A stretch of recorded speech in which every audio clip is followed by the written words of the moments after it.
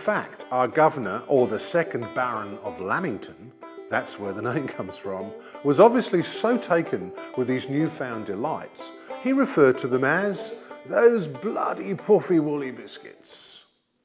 So Alex, how do you make a traditional Lamington our good governor would have approved of?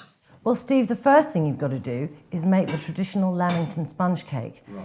And we do that by beating some eggs and sugar together, adding some flour, a little bit of corn flour, and very little butter. Really? So less fat? Less fat, so much better for us. Wow. So the first process is to beat the eggs and the sugar together until they're really thick and foamy and ribbony. Right. And believe it or not, that takes about 8 to 10 minutes. 8 to 10 minutes? Indeed. That's a long time, isn't it? Considering in those days they had no electrical appliances in kitchens, everything was done by hand. I mean, that looks like a lot of hard work, Alex. It's really hard work. A lot of elbow grease. I'll tell you what. What? Would you like to have a go? Oh, if you insist. Absolutely. Be my guest. Thank you.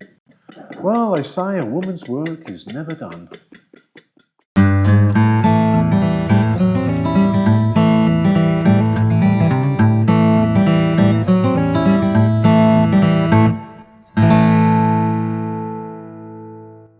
So when your eggs and caster sugar have been beaten to a thick, ribbony consistency, it's time to fold in the flour and the corn flour. When you have folded in all of your ingredients, it's time to pour the batter into a pre-lined Lamington tray and placed in the oven at 180 degrees for approximately 25 minutes. Cake is cooked when it's starting to shrink from the sides and a skewer comes out clean. It is best to cut your cake into squares the following day, as fresh cakes tend to be too crumbly and crumbs will end up in the chocolate mixture.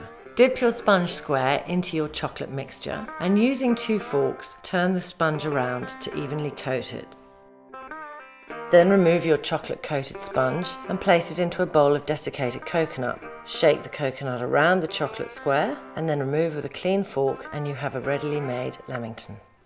And repeat with the remaining sponge squares. Well, there we have it. Thanks to an absent-minded kitchen hand, a mad French chef, and Lord Lamington's name, we're still enjoying these culinary delights over 100 years later.